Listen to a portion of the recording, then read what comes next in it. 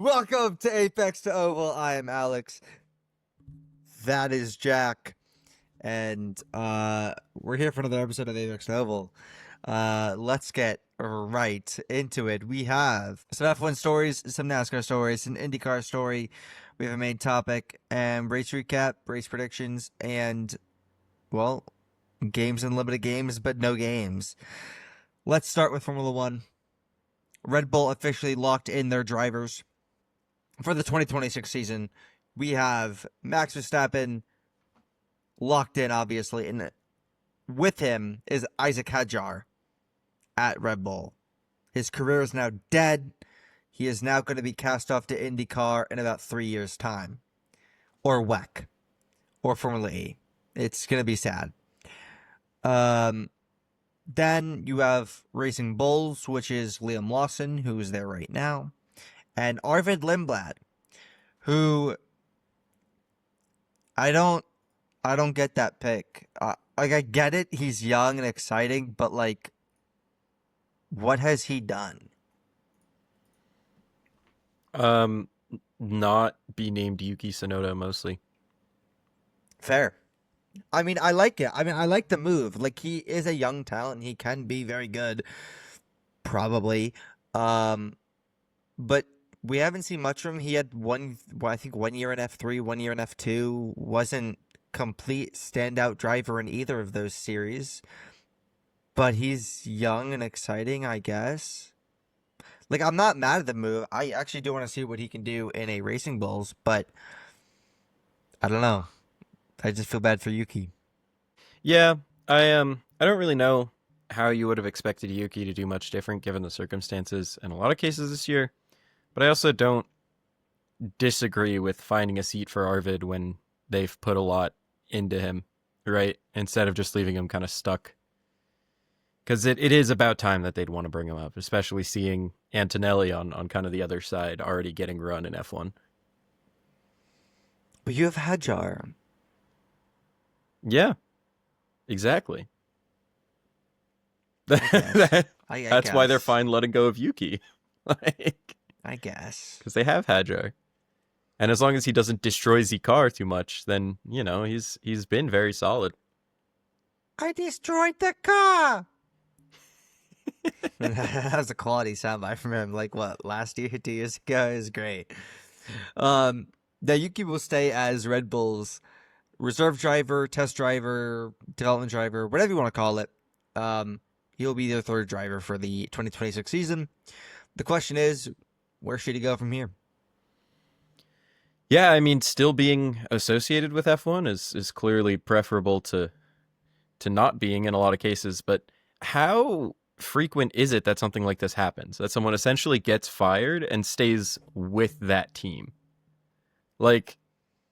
I guess Daniel Ricciardo is kind of came back and was kind of bouncing around with Red Bull, but I mean, you look at Valtteri, and he went from Mercedes obviously to a different organization, different engine manufacturer, and then came back as the super reserve for all the Mercedes teams, right? You look at a lot of these guys that get let go, even if they do stick in the sport, I feel like it's not often with the team that just fired them.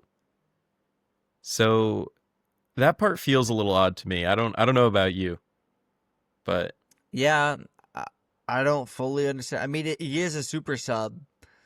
He is a good driver, let's be honest, but I don't. I guess because all the seats may be filled in other series. Maybe. Yeah, I mean, it is kind of late in silly season for a lot of this, but and then to go with it, there are of course gonna be a lot of calls for him to go somewhere like Indy or somewhere else, and it's just, I guess it is, yeah, it's an odd spot for him to find a ride this late. But I don't know, we've known that this was pretty much coming for a while, so I don't really know if I do buy that, actually. I think that there were rides out there, so clearly there's something that this kind of new Red Bull leadership in a post-Horner world is doing right to convince him to stick around. Yeah. I mean, a post-Horner world is a great world, at least in Formula One. Let's go to our second topic in Formula One, which is the livery reveals are coming in February. Off the bat, I want to apologize. It sounds like someone's like drilling next door. So if that's coming through, I'm so sorry. But yes, livery reveals are coming in February. Cadillac is going to be revealing theirs in a Super Bowl ad on February 8th. Aston Martin is going to be revealing theirs on 9th February. And America is battling the rest of the world on Twitter again. Because as the new American team, Cadillac, of course, announces it as 2.8.26.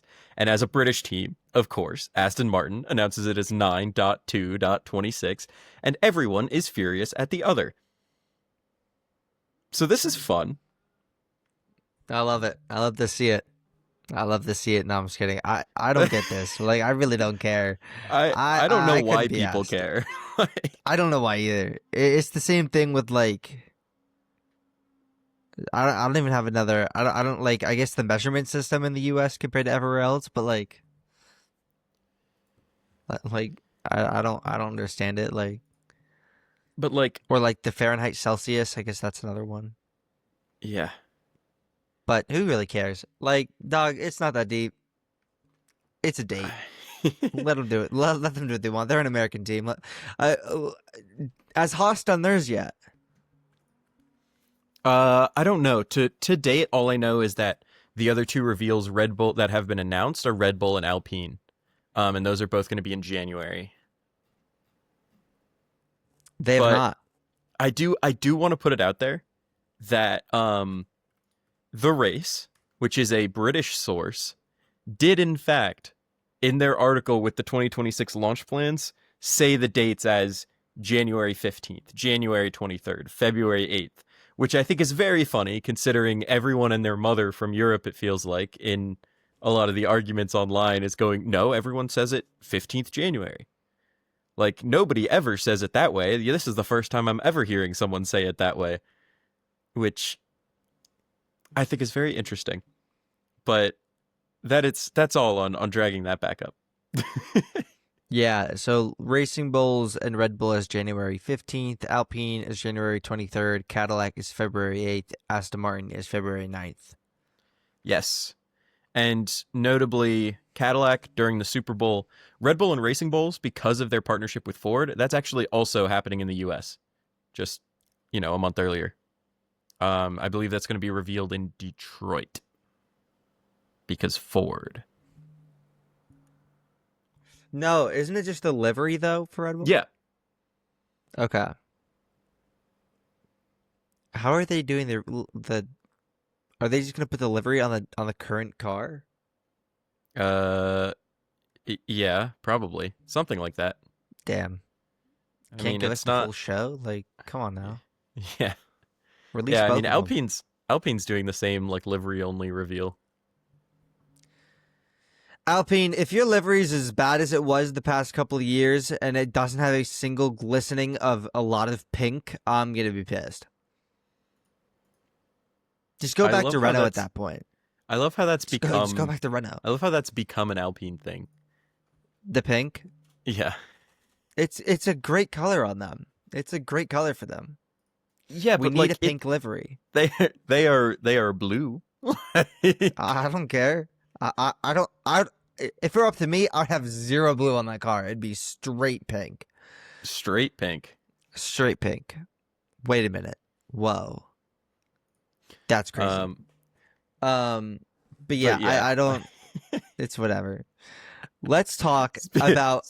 Speaking of whatever, before I lose my goddamn mind. So, do we remember when Jack could not guess who Stanton Barrett was a couple of weeks ago in the games and the limited games, but no games? Well, Jack, do you want to announce it? All right. So, Stanton Barrett Motorsports has partnered with Cope Family Racing, and they will field an entry in the O'Reilly Series next year. The number 30 car, with drivers and sponsors to be determined. I hope it's Stanton Barrett. I want to see Stanton Barrett race again, man. I want him to get in the cup ride. I want him to get a cup ride. If I see Stanton Barrett running at like the Roval, I will not be watching. I will not be watching. Yes, you I will will not be watching. I will fly to Pittsburgh and we will both be watching. You're gonna get those like eye clamps and just force me to watch the race. No. I'm just gonna hold open your eyes myself. Oh. Yeah. Well, in that case, maybe no. You will be watching that race. I swear to God.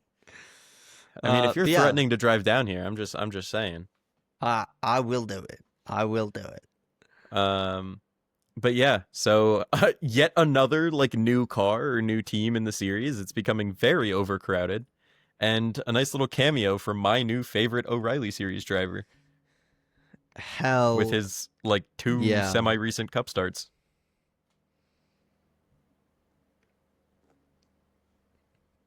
Speaking of recent Cup starts, though, take us into the next one. Dillon is returning to Kaulig. A bombshell, unexpected, world-changing announcement. The NASCAR Cup Series GOAT is coming back to the GOAT team. No, I'm just kidding. But he is returning to Kaulig. He is going back to Kaulig, which is nice. Yup. I mean, it seems same old, same old. He's still in the 10. I mean, listen, I would rather have Corey Haim. But you'd rather have Corey Haim? I don't disagree. Yeah. I would love Corey Haim. In any car, Hendricks, Penske, do something, please. 2311 might not have a team.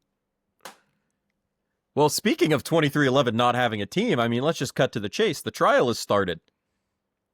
Well, welcome to NASCOURT. As we record this, it's the end of what, day 3? Day 2? I think it's day 2. I think they started yesterday. They started picking the jury yesterday. Oh, that was yesterday? Why am I losing my mind? It's because I think it's the week before finals week for me, so everything's a blur. I've had 2 presentations and an exam in the last couple days. Time to pull up the GOAT Bob Pockrish's tweets. NASCOURT time. But yeah, it's been heated so far. I think Denny was cross-examined for like 3 hours because the 2311 ownership were like the first witnesses so that they could watch the rest of the trial. That was kind of the compromise between the two sides for the judge. But it's been contentious already, just like everyone knew it was going to be. And in a couple weeks' time, we will find out if 2311 will exist next year or if a host of other things will happen. The trial is expected to last like 10 to 12 business days, I think. So this should take us pretty much right up to Christmas, which would be a really terrible present if Bubba Wallace suddenly no longer has a car next year. Dude, I'd cry. I would dead ass cry. I believe per Biggie Bob, it's Biggie Bob post right here. I will put that in the pod. But yeah, per Biggie Bob, it's not looking likely that 2311 will continue to exist if they lose the lawsuit, now that it's actually gone to trial. If you're not aware, for those at the trial, which is basically the entire NASCAR media, they are not allowed to have their phones in the courtroom, nor are they allowed to have their phones in the overflow room that has like a screen where they can watch what's going on. So for anything to be posted, they would have to leave and then miss some of the, I guess action is the only word for it, miss some of the action. Which is why it's a lot of furious note-taking for the reporters and then a dump of tweets or whatever else when they break for lunch or something like that. So the news really is going to come in waves. There's no real-time trial coverage here unless people are really on top of sneaking out and back in. But as far as fun things from jury selection, since that was on Monday, I think a couple fun tidbits are there was a Hendrick Motorsports fan who was asked if she would be able to be impartial when it came to Denny Hamlin, and she was just like, no, I hate him too much. And so she couldn't be a juror. There was someone who was the judge asked, like, do you have strong feelings about Michael Jordan one way or another? Don't tell me them. And he just goes, yes. And they're like, would it impede your ability to be impartial in this case? Yes. As he leaves, he gives like a fist bump to Michael Jordan on the way out. There were a couple, like, it is genuinely impressive that they were able to find a jury of people in North Carolina that both don't know or care about NASCAR and don't know or care about Michael freaking Jordan. Yeah, that's nuts. Like the That's the combination of the one. two, but somehow they managed to do it, and without much drama. Like, and you know, maybe people were lying to get on the jury or whatever, but like it really was an impressively efficient jury selection process. We were even I able to would've get lied. some of Denny's testimony in on that Monday. I would have lied. Damn. Don't say that. Don't say that. That's gonna get brought up. It's gonna get brought up next time you're gonna serve on like a cool case or something. They're just gonna be like, look at this guy. We'll see Anyway, if that continues. go Michael Jordan, go Denny Hamlin. Speaking of go Denny Hamlin, we have his mortal enemy and / best friend, Kyle Busch, who is racing in the Snowball Derby with Noah Gragson, Eric Jones, my goat Ryan Preece, Ty Majeski, who I have on. Oh no, that's Tyler Ingram. He will be on my wall soon when I go to more NASCAR races. Caden Honeycutt, Jake Garcia, Dawson Sutton, Johnny Soder, Derek Cross, and Cole Raz. Yeah, so that's 8 current like full-time NASCAR drivers and 3 still prominent or soon to be prominent in terms of Cole Raz running more frequently moving forward. Names in NASCAR that are participating in the Snowball Derby, which of course is a huge late model event that happens every winter, and every winter there are Cup guys that participate, and every now and then a Cup guy wins it, and that's fun. Where is this? It's like Texas, right? Damn. Oh no, Why are they Pensacola, having- Florida. Why'd I say Texas? I'm thinking of one of the Again, drivers for sure. My thought still stands. But Why yeah, are no. they having a Snowball Derby in a place where it doesn't normally snow? Because it's December, and if there was snow on the road, they would die. So, counter thought, put on some snow tires, buckle up, and race. Actually, that would be kind of sick. I don't think that you would be able to get like dozens of entries though and have a full weekend long of racing. I think that the cars might survive one race. That's fine with me. I just want to see Ryan Preece and Joey Logano, along with Parker Kligerman and Anthony Alfredo, racing at Stafford freaking Speedway in the snow on Christmas Day. That's it. You can throw in I was gonna say Booger McFarland. That's not his name.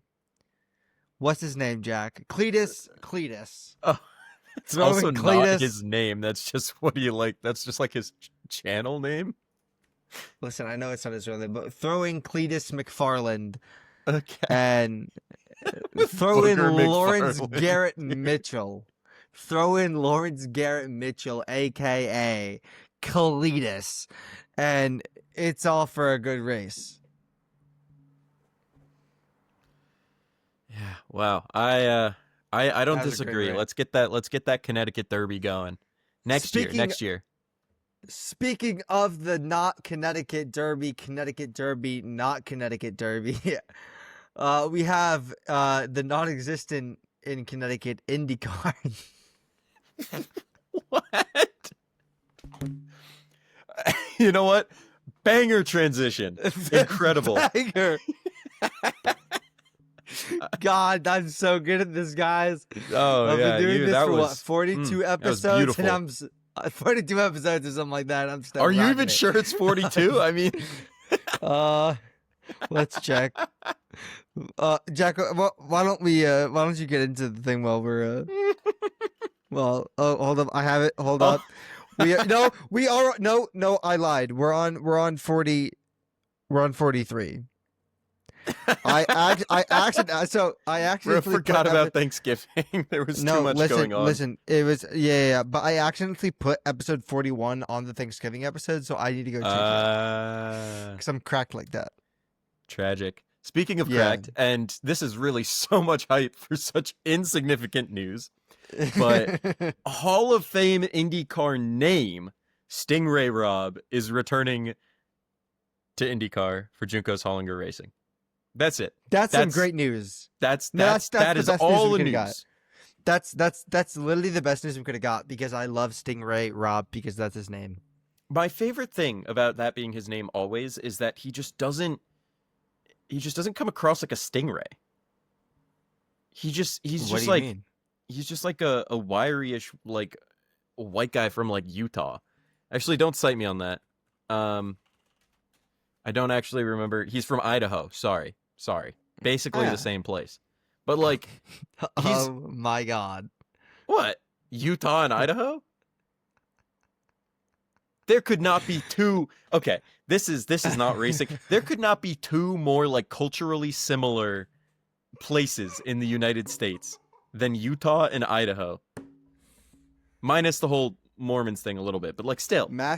I have one. Massachusetts, New Jersey, and hell. If you add Maryland into that, I'm in. Throw Philly in there for good measure too. Yeah, well, Philly should just secede from Pennsylvania and become part of New Jersey, and we could throw the whole state away, if you ask me. But, again, not racing. My bad. And my apologies to Martin Truex Jr., New Jersey native. We need to have a race in Philly, and all the Eagles fans come out, and that's that. You know, I got a lot of joy from watching the Philadelphia Eagles losing a football game. I did too. When I was home it was Black Friday, was Bears Eagles. And I would like to make a note. Again, not racing. I saw on that broadcast Eagles fans leaving the stadium early, always a good sight, but with them was a Santa. And now I have two questions. One, not really a question, actually, but how far have we come that Santa could safely go to an Eagles game without getting pelted by battery? And two, what in the world would make you want to dress up as Santa to go to the Eagles game, knowing the history? Do you want to say why that's really funny? No. I will. Santa got pelted by batteries 1 year in Philly because the Eagles sucked. And that's that. So speaking of sucking, if we rewind all the way back, Idaho and Utah, similar enough. That's a mistake I'm fine with making. Stingray Rob is still in IndyCar. Wonderful. Wonderful news. Wonderful news. Let's go to some more possibly wonderful news, I guess, depending on who you are. Wonderful. Is this Max Verstappen? Are we? Well, it could be let's go to some simply lovely news. McLaren is throwing away the Drivers' Championship, just like they did in 2007. I was saying, going into this week, I guess, race recap time, McLaren is stupid. McLaren is stupid. They had the speed. I said coming into the week, Lando locks up the championship, at least versus Max. And they were on track to do that until lap 6, 7 comes around. 6, sorry. 6, 7. Oh, God damn it. I'm sorry. This has gone off the rails. It's only 25 minutes in. But like lap 6 or 7 comes around. Safety car comes out. Everyone pits except for friggin' McLaren. And everyone knows in that instant, they threw the race away. And guess what happened? They threw the freaking race away. Yeah, it was an L. But the good news is the championship is still on, baby. Max Verstappen is now, I believe, 12 points. Yeah, he's 12 points 12 behind Lando, and he's 6 points ahead of Oscar in third. Which actually, Max Verstappen has now jumped Oscar Piastri, who led him by 104 points 8 races ago. Yes. Speaking of it being 12 points, it was set to be 10 points because Kimi Antonelli was defending from Lando quite admirably. And then Antonelli had, was it? A mishap. Yeah, he had a mishap. I forget if it was under or oversteer because, frankly, I don't know the difference. Care that much. I but know the difference, but I don't. It's wrong of me to say I didn't care that much, but what happened was Kimi Antonelli screwed up in a corner. Lando was able to get by him, and Red Bull fans were sending Kimi Antonelli very mean and or threatening things on the internet. To which Red Bull themselves came out and said, hey, don't do that, which is nice. We need more of that in the world. And the FIA. Yes. But I think it means something coming from Red Bull, the team. Being like, hey, shut up. Well, because it was started because of GP. Yeah. Because GP basically said, "Oh, he just let Max by." Like, no, he didn't. He made a mistake. That's not just letting him by.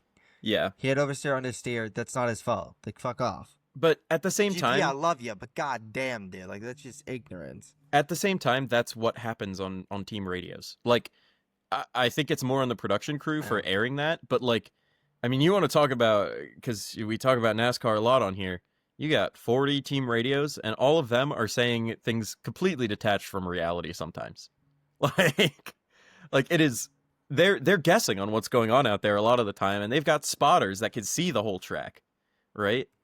Like, at some time, you got to communicate what you got to communicate, and the facts aren't always going to be the facts. Was right? it NASCAR? Yeah. Was it what is it called? What is it called when you can talk to somebody right next to you through like in-game, like you're in-game and you Chat, proximity chat. Was it Hold up. I wish, dude. NASCAR prox chat would be vile. I would just listen to that every week. I wish they did that. This is actually, you know what? I'm rambling today. Okay. It was actually a thing in NASCAR, prox chat. It was used for tandem drafting. Honestly, good use for it. But they banned it. Can I make a proposal? I promise no football this time. Yeah. I have always said that we in normal cars need prox chat on the road. I've always said this. It's not fair that only the truckers get radios where they can communicate with each other sometimes. Every car needs it. It might be like a COD lobby sometimes, but sometimes I just got to tell the person in front of me to turn off their friggin' turn signal 20 miles later. Right? Like, or I would just tell people to get out of my way because they're going too slow. Yes. I mean, that too, sure, but like, come on. We gotta be able to do that. I mean, come on. Improve communication on the roads. It's gotta make it a little fun out there, you know? Come on. I think that F1 and NASCAR and IndyCar and all the major motorsports should bring prox chat into their sport. Yes, and then if they do it, it'll end up in the real cars later because that's what F1 does. Innovation. Well, NASCAR did it first. Yeah. But did NASCAR it end up in real cars? I don't think so. Well, does the car I currently drive have a CVT thanks to F1? I think so. I have a question. Yes. What manufacturer is your car? Nissan. And has Nissan ever been in NASCAR? What's your point? Has Williams ever been in normal car production? Like what? No, but the point is NASCAR is built different and F1's okay. Not. Anyway, there are Toyotas with CVTs, I feel like. Actually, that might not be Are true. there? Don't quote me on that. I don't know. Who cares? Who you know what? Bring back prox chat in motor racing, all right? That's all that matters. That's all that matters. Did McLaren throw away the Drivers' Championship? It's hard to say anything but yes. However, the odds are still in Lando's favor. I think the like market betting odds are like 72% Lando. Which is higher than I think I'd think it would be, but it is true that with a 12-point gap, you need Max first, Lando fourth to have Max be the champion, right? Yeah, Lando. So if Max wins, Lando needs to finish fourth or lower for Max to be champion. Literally, if Lando's on the podium, he's champion. Yes. And we are at a track that's pretty damn good for him. Yeah, I mean, that is the thing, too, is Abu Dhabi feels built for this McLaren. It's a lot of the corners they like, and not a lot of the ones they don't. If Lando finishes on the podium, he wins the championship. If he finishes 4th through 7th, Max needs to finish 2nd or lower. Lando's champion. Oscar would need to from 6th, 7th, and 8th, or 9th Let's just go Max. So if Lando finishes 4th through 7th, Max has to finish 2nd or lower to lose the championship. Mm-hmm. If Lando finishes 8th, Max needs to be 3rd or lower to lose the championship. If Lando finishes 9th or 10th, or just doesn't score any points, Max needs to score 4th or lowest for Lando to be champion. On Oscar's end, if Lando is 1st through 5th place, Lando wins the championship as long as he's above Verstappen. If he finishes 6th through 9th, Oscar needs to finish 2nd or lower. And if he's 10th or doesn't score, Oscar can only score 3rd or lower for Lando to win. Max can win if he wins and Lando finishes 4th. If Max gets 2nd, Lando needs to get 8th and Oscar needs to get 3rd. Max is champion. Or if Max finishes 3rd, Lando needs to finish 9th and Oscar is 2nd. If Piastri wins, Max doesn't matter between him and Max. But Lando needs to finish 6th or lower, Oscar's champion. Or if Oscar finishes 2nd, Lando needs to finish 10th or not in the points at all, and Max needs to finish 4th or lower for Oscar to be champion. That's the only way that those drivers can be champion. So what I'm hearing is Lewis Hamilton is going to be Nicholas Latifi on lap 53 of 58. And when Max Verstappen is in 1st, dude, that's all I'm seeing on my TikTok now is imagine this happens. And that's Lewis Hamilton in 18th. Crashes the car like Nicholas Latifi did. Max in 1st, keeps 1st. Oscar in 2nd, Orlando in 2nd. They pit. One of them pits. The cars in between now fuck off. Unlap themselves. Because this is the precedent they've set. They have to follow it now. Lando or Oscar, whoever's ahead, beats Max Verstappen and wins the championship. Cinema. I would love if that was actually the precedent they set, but the precedent they set is that they don't care what the rules are. Yeah, but let's be honest. Like, that needs to be the precedent they're going to use. That needs to be the precedent they use.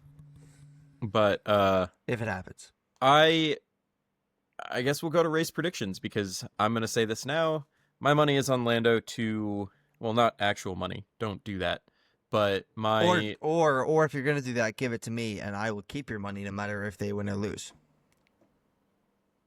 But my metaphorical money is on Lando to wrap it up because again, it just feels wrong for it to go any other way at this point. Unless Oscar wins it. Oscar winning it would be cool. And me, I am with Max Verstappen because at this point he looks unstoppable and McLaren has, they're just not looking as good as normal. But we will find out. It's at what, 10 a.m. U.S. Eastern time? 8 a.m. Whoa, ends at 10 a.m. That's why. 8 a.m. U.S. Eastern time on Sunday. You bet your ass. If McLaren loses this championship, I'm going to be texting my McLaren friends like, get fucked. Ooh. Speaking of ass, I have games. Games! Whoa! Games, unlimited games, but no games. No way. All right. So. MICKEYMOUSE. So I have games for you. I have 3 now O'Reilly, formerly Xfinity Series drivers for you. They all have one thing in common, which is that they drove at least one race for Joey Gase Racing in the 35 car. So automatically, I'll still let you get your 4 guesses, but automatically you know that the number is greater than 30 because for all of them, it is 35. And I guess you also know automatically that all of them drove Chevys. Well, yes, all of them drove Chevys. Joey Gase is kind of a confusing team, but they all drove Chevys. Colraz. No. Fudge. Okay. On to the next one. You get another guess before I give you the last win, which is also going to be surprising, I'm sure. Is it Joey Gase himself? No. Shiz. Okay. His last win, he has none in the O'Reilly Auto Parts series. He does have 4 top 10s, but he has 4 wins in the Truck series. With the last one being the 2006 Kroger 250 in Martinsville. What the fuck? I'm not gonna know this. No, you're not. I'm gonna get you next time. You bet your ass. I'm gonna God. get you. You do not want to start this. I'm gonna bring back Stanton Barrett. I'm gonna Sorry. bring back Stanton Look. Barrett on God. Look. Listen, I'm gonna bring We him were back. talking before the show that neither of us really had games prepared, and I saw that one of the stories involved Stanton Barrett, and I remembered that my revenge episode never actually got aired. And so You're right. this is my revenge. You're right. It never got aired. You know, I could have. You know what? That's fine. This episode's not getting aired too, baby. This episode's not getting aired. Oh, I'm kidding. It's getting aired. It's the week before Abu Dhabi. It's getting aired. But this specific part, we cutting. This can go straight from that last part, and that's the end of the episode. No, I'm just kidding. I'll post this part too. I don't know. Let's 2006. What are we talking about? Who is this? He is 58 years old, if that helps. I don't know who this guy is. I give up. Nah, take a guess. You got 2 more. I don't know. 2 more. I don't know. 2 more guesses. I don't know. 2 more guesses. Nicholas Latifi. I don't know. All right, one more guess. know. One more guess. He is from Houston, Texas. That doesn't help. Oh. That doesn't help. Oh, it's right on the tip of your tongue. I know it is. No, Texan it is guy, not. Whataburger sponsorship. Come on, it's right there. I know it. I know it's right there. Wendy's? Whataburger. Who? You never heard of Whataburger? No. What is it? Oh, that's crazy. It's Whataburger. That doesn't help. Yes, it does. It's Whataburger. No, it doesn't. No, it doesn't. What are those? All right. His middle name is Leon. Now you're gonna get it. I'm so What's the first initial? D. D's nuts. Got him. Derek Nope. Huff Nope. from Dancing with the Stars. That is all your guesses. It was David Starr, who famously interfered with the Xfinity playoffs a few years ago, and who we have mentioned on this podcast before. Have we? Yes.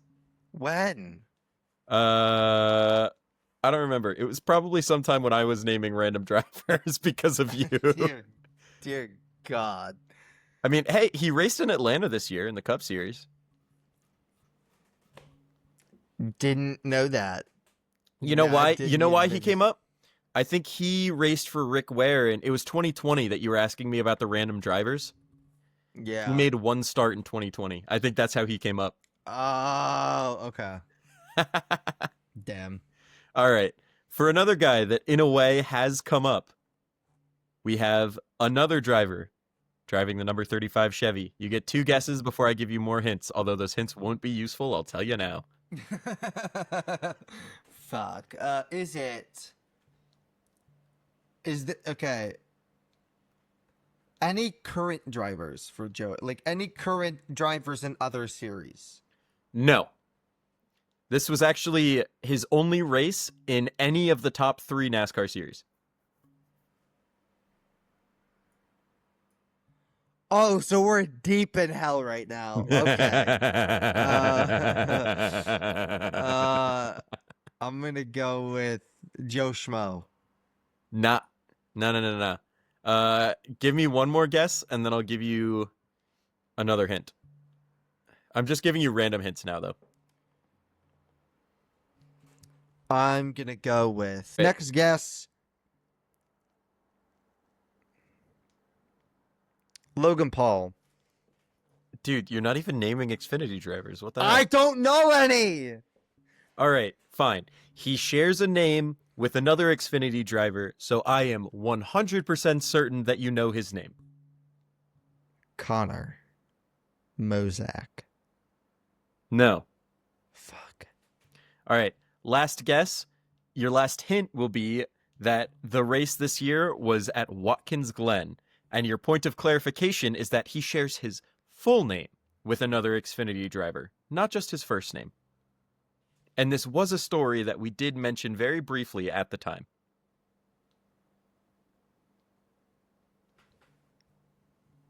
Who is this driver? Full name? Let's go through it. Connor Zillett, Jesse Love, Austin Hill.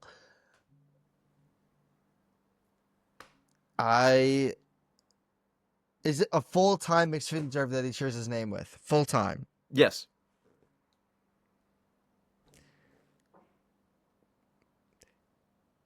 Jeb Burton. No, it's not Jeb Burton. It's not. What did you say his first name started with? I didn't say his first name started Can you with tell what anything. his first name started with? No. I told you he shares his full name with another driver. I feel like that don't would be know. giving it up. I don't know. Give me a guess. What's a common sounding Xfinity driver name? Christian Eckes. Common? Dude, I don't know. Corey Day. He's in the trucks. Who do you know is named Eckes? No, it was Austin Hill. It was Austin Hill. It was the other Austin Hill. God damn it. 18 years old from Ohio. God damn it. No points for that. I did just do this for the ultimate revenge because I saw so many drivers in the Xfinity standings all with the number 35, and I thought it would be really funny to pick some of them. So now, for this last one, I'm going to take it easy on you. This driver started one race. It was at Coda in the number 35 car. This driver is from Argentina. This driver is 25 years old. This was his first race in any of the top 3 NASCAR series. And his first name is Baltazar. If you can give me the first letter of his last name in 4 guesses, you will get points. I was going to say Franco Colapinto, but... No, this is D. Baltazar. D? Nope. Am I hot or cold? It's letters. I don't know, dude. Am I hot or cold? Is it within 10? 10? I don't know my alphabet. Who do you think I am? G. Warmer? O. Hold on. Calculating. Very warm. Okay. But not like burning hot, but pretty dang warm. T. No. Warm or cold than my last guess? Colder. Much colder. P. That was my fourth guess anyway. It doesn't matter. That was my fourth guess. It was matter. L. God damn it. Baltazar Leguizamon. Huh? He finished. To be clear, I would like to read you the point standings. David Starr finished 47th in the points with 3 starts in Xfinity. Austin J. Hill finished 62nd with 17 points in his 1 start. And Baltazar Leguizamon finished 74th with 1 point, tied for 74th with Ruben Ravello, who also started 1 race in the 35 car. I've been shammed. And all of the, you know what? Redemption time. No, there's no redemption. There's no coming back from this. Nope, there is redemption. I am thinking of one random Xfinity driver who I'm sure you are aware of, even if you might not remember his name, who finished... Hold on, let me find it. Who finished below 60th in the Xfinity Series points, and who we have mentioned on this podcast. You have 3 guesses. There's no redemption. There's redemption. I don't know who that is. Below 60. Yeah. There's like 15 drivers in there. That narrows it down, right? No, because I don't know anyone below like 20. Come on, we mentioned one of them like earlier today. But that's not who I'm thinking of. But it could be. LeVar Scott. Nope. He finished 54th, actually. Cole Raz. That is the one who we mentioned earlier today. That is unfortunately not who I was thinking about. But I will give you points for it. Because that was a good pull. That was a good pull. Who like flamed out hard? Like Flamed out hard. These are guys that raced 1 to 4 races. if you're 60th or below and you race 4 races, you should consider a different career. Take that up with Preston Pardis, dude. He raced 4. I don't know how. How are you racing 4? Did he DNF in most of them? 2 of them, I think. Oh, okay, that's fine then. But yeah, he Well- got 13 points in 4 races. Keep in mind, Dawson Cram in 59th had 19 points in 6 races. I'm gonna go with a smooth Butterbean. I don't know. No. No. Unfortunately, it was Jesse Iwuji. He raced this year? Yeah. In the 91 for 1 race. Got 17 points, which is actually not terrible. That is actually tied with Austin J. Hill for 61st. I didn't know he raced this year. Yeah, but I'm still giving What you race was your... it? Good question. I'm still giving you 2 points for Cole Raz because Cole Raz was an acceptable pull. So you end with 2 points on the week. Not all is lost. And Jesse Iwuji raced at Talladega this year. The Ag Pro 300. Interesting. Very interesting. Well, that is the pod today. Thank you all for watching. Aren't you so glad that you let me do games? No, I wish I did it instead. Anyway, I'm Alex. That is Jack. Final thoughts? Give me prox chat or give me death. Agreed.